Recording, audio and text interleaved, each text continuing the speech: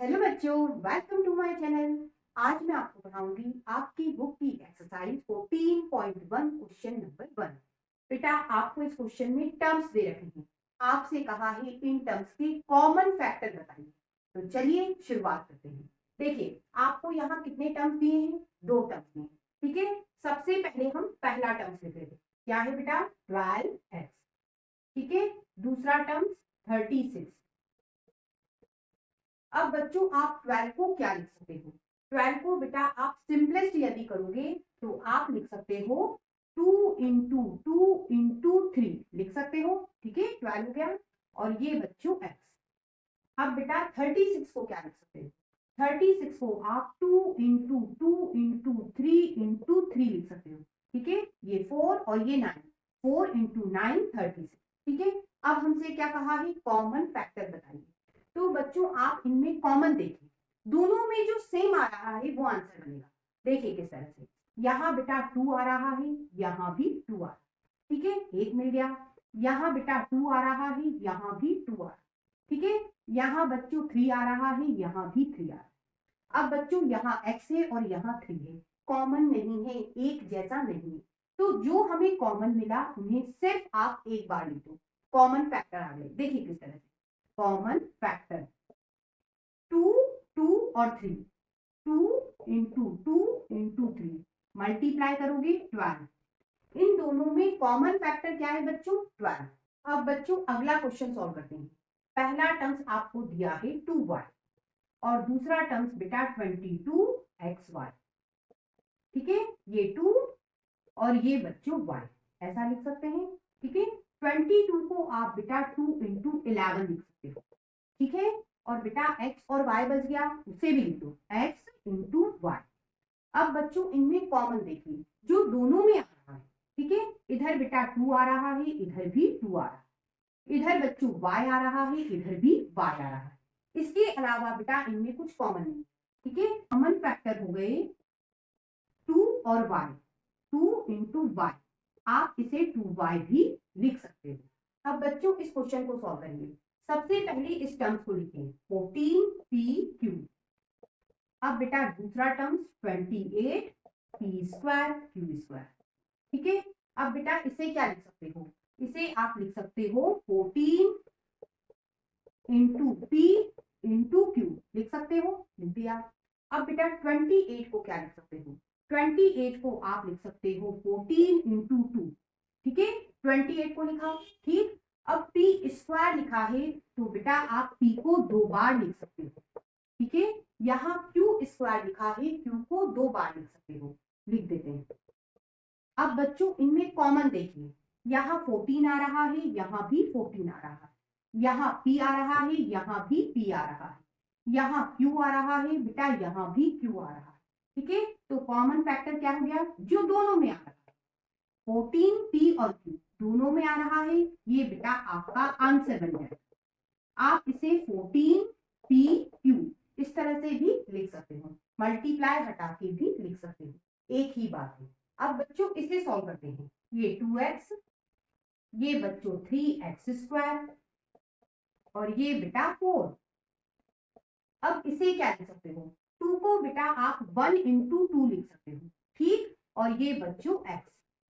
3 को बेटा आप 1 into 3 लिख सकते हो, और यहाँ x² है, 2 बार आप x लिख दो। ठीक है, 4 को बेटा आप 1 into 2 into 2 लिख सकते हो। ठीक है, अब बेटा हमें कॉमन देखना है। वह कॉमन होगा बेटा जो तीनों में मौजूद होगा। देखिए तीनों में बेटा 1 आ रहा है, आ रहा है। अब आगे देखिए, यहाँ बेटा x आ रहा है, यहाँ भी x आ रहा है, यहाँ नहीं आ रहा, तीनों में आना चाहिए। ठीक है, यहाँ 2 आ रहा है तो बेटा यहाँ 2 आ रहा है, लेकिन बेटा इसमें 2 नहीं आ रहा। तो कॉमन फैक्टर क्या होंगे? जो तीनों में आएंगे। तो तीनों में क्या आ रहा है बेटा? 1 आ रहा है। तो आपसे पूछा गया कॉमन फैक्टर क्या होगा बच्चों? 1 होगा। अब बच्चों इस क्वेश्चन को सॉल्व करेंगे। सबसे पहले बेटा 6ab लिखा, फिर बच्चों 24ab² लिखा, फिर बेटा 12a² लिखा। अब बच्चों आप 6 को लिख सकते हो 2 into 3 और ये बेटा a और b। 24 को आप लिख सकते हो 2 into 2 इंटू 3, ये कितना हो गया 12 हो गया। ठीक है, हमें 24 चाहिए, एक 2 और लगा दो, हो गया 24। ये बेटा a, ये b स्क्वायर लिखा है, 2 बार आप b लिख दीजिए। ठीक है, अब इधर चलो, यहाँ 12 है, 12 को बेटा 2 इंटू 3 लिख सकते हैं, हो गया 12। a स्क्वायर है, आप इसे 2 बार लिखो, a b लिखा है, b को लिख दो। अब बेटा आपको तीनों में कॉमन देखना होता है, बेटा तीनों में 2 आ रहा है, तो बेटा एक 2 कॉमन फैक्टर हो गया। ठीक है, और ध्यान से देखिए, तीनों में बच्चों 3 आ रहा है। ठीक है, 3 भी कॉमन फैक्टर हो गया। और ध्यान से देखिए, तीनों में बेटा a आ रहा है। ठीक है, तीनों में बच्चों b भी आ रहा है। इसके अलावा और कुछ तीनों में कॉमन नहीं, तो आंसर क्या हो गया, common factor 2 into 3 into a into b, 2 into 3 into a into b, 6, ये a और b। अब बच्चों इस क्वेश्चन को सॉल्व करते हैं। सबसे पहले 16x³ लिखा, फिर बेटा -4x² लिखा, अब बेटा 32x लिखा। आप 16 को लिख सकते हो 2 इंटू 2 इंटू 2 इंटू 2, हो गया 16। ठीक है, x³ लिखा है, बेटा x को आप 3 बार लिख लीजिए इस तरह से। ठीक, अब बेटा -4, ये माइनस, ये 1। ठीक है, ये क्या लिखा मैंने, -1। 4 को बेटा आप लिख सकते हो 2 इंटू 2, इन तीनों का मल्टीप्लाई -4 होगा, x²। x को बेटा आप 2 बार लिखो। ठीक है, आगे बढ़े, 32 को आप लिख सकते हो 2 इंटू 2 इंटू 2 इंटू 2 इंटू 2, 5 बार बेटा 2 लिख दो, हो गया 32, और ये बेटा x। अब बच्चों तीनों में कॉमन देखिए, तीनों में बेटा 2 कॉमन है, और ध्यान से देखिए तीनों में फिर 2 कॉमन है। अब बेटा ध्यान दो, तीनों में बच्चों x कॉमन है। ठीक है, और कुछ कॉमन नहीं है। देखिए यहाँ 2 आ रहा है, तो बेटा यहाँ अब 2 नहीं बचा।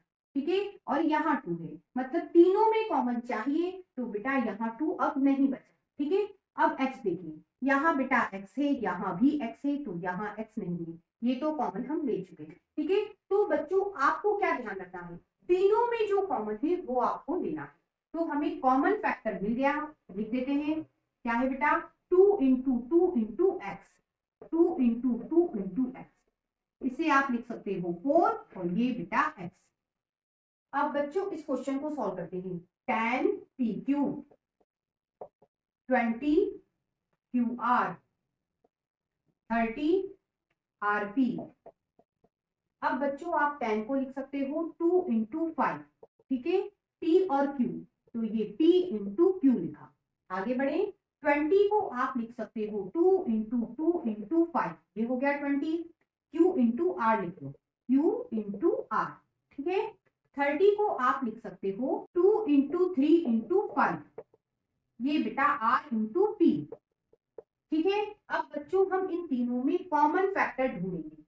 तीनों में बच्चों 2 आ रहा है। ठीक है, और ध्यान से देखिए तीनों में बच्चों 5 भी आ रहा है, और यदि आप ध्यान से देखते हो तो बेटा यहाँ p आ रहा है, यहाँ p आ रहा है, यहाँ p नहीं आ रहा, तीनों में p कॉमन नहीं है, नहीं लेंगे। ठीक है, यहाँ बेटा q आ रहा है, यहाँ भी q आ रहा है, यहाँ नहीं आ रहा, मतलब q भी नहीं लेंगे। अब बच्चों यहाँ r आ रहा है, यहाँ भी आ रहा है, लेकिन बेटा यहाँ r नहीं आ रहा, मतलब आपको क्या लेना है, वही आपको लेना है जो तीनों में कॉमन है। ठीक है, तो तीनों में कॉमन क्या मिला, तो बेटा तीनों में कॉमन 2 और 5 है, तो आपसे पूछा गया कॉमन फैक्टर 2 इंटू 5 होगा, मल्टीप्लाई कर दीजिए 10। अब बच्चों इस क्वेश्चन को सॉल्व करते हैं। ये बेटा 3x² y³, ये बच्चों 10x³ y², और ये 6x² y²z। अब बेटा आप 3 को लिख सकते हो 3 इंटू 1। ठीक है, x² को बेटा आप 2 बार x इस तरह से लिख सकते हो, y³ y को बेटा मल्टीप्लाई के साथ 3 बार इस तरह से लिख सकते हो। ठीक है, अब बेटा 10 को आप 2 इंटू 5 लिख सकते हो, x की पावर 3 x को बेटा आप 3 बार लिखो, y की पावर 2 y को बेटा आप 2 बार लिखो। ठीक है, 6 को बेटा आप 2 इंटू 3 लिख सकते हो, x² x को बच्चों आप 2 बार लिखो, वाई स्क्वायर, वाई को बेटा 2 बार लिख लो, और ये बच्चों z। अब क्या करना है, हमें कॉमन फैक्टर ढूंढना है जो तीनों में मौजूद हो। तो सबसे पहले 3 देखिए, यहाँ 3 नहीं है, फिर यहाँ 3, तीनों में होना चाहिए, 3 को छोड़ो। अब बेटा आप x देख लीजिए, यहाँ x है, यहाँ x है, यहाँ x है, ठीक है, यहाँ x है, यहाँ x है, यहाँ भी x है, ठीक है। अब y देख लेते हैं, यहाँ बेटा y है, यहाँ है और यहाँ है, यहाँ बच्चों y है, यहाँ भी है, यहाँ भी है, और बेटा कुछ कॉमन इनमें नहीं है। क्या करोगे, अब कॉमन फैक्टर लिखो जो तीनों में मौजूद है। तीनों में बेटा x इंटू एक्स है, तीनों में बेटा y इंटू वाई है। आप इसे एक्स स्क्वायर लिख सकते हो, आप इसे वाई स्क्वायर लिख सकते हो। इस तरह से बेटा आज आपने दिए हुए टर्म से कॉमन फैक्टर निकालना सीखा। चलिए फिर मिलेंगे, फिर कुछ नया सीखेंगे, तब तक के लिए गुड बाय।